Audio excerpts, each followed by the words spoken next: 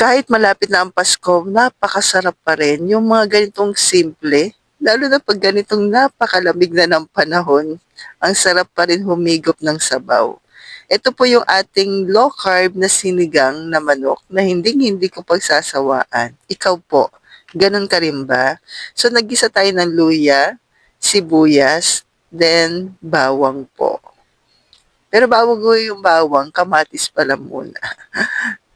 'Di ba? Tapos yung kamatis, alam mo yung kamatis na talagang lulutuin po ng maigi sa mantika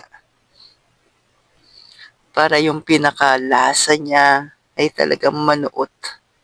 Tapos kapag ganyan na po, lutong-luto na yung kamatis, lalagay na natin yung bawang, tsaka yung at lumabas na rin yung aroma nito, tsaka natin ilagay yung manok.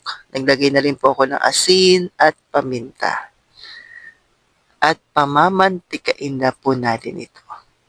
Yan yung isang bagay na siguro hindi mawawala po sa akin.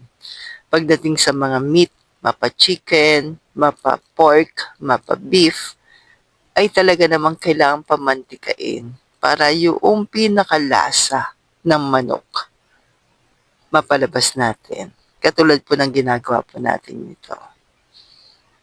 Tapos, tsaka ko po lalagyan ng tubig. Yung tamang sabaw lang. Pakukuluan natin ng 30 minutes. Tsaka ko po nilalagay yung lemon. And then, kapag kaganyan na po, okay na yung lasa. Tsaka ko ngayon ilalagay, kangkong lang po yung gulay ko pagdating sa sinigang. Pero pwede rin naman mag-add ng okra, labanos, yan yung mga gulay na pwede sa atin.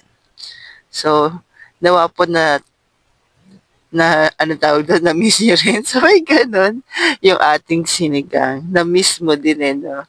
Kasi, diba, kahit malamig ang panahon, hindi talaga ito mawawala.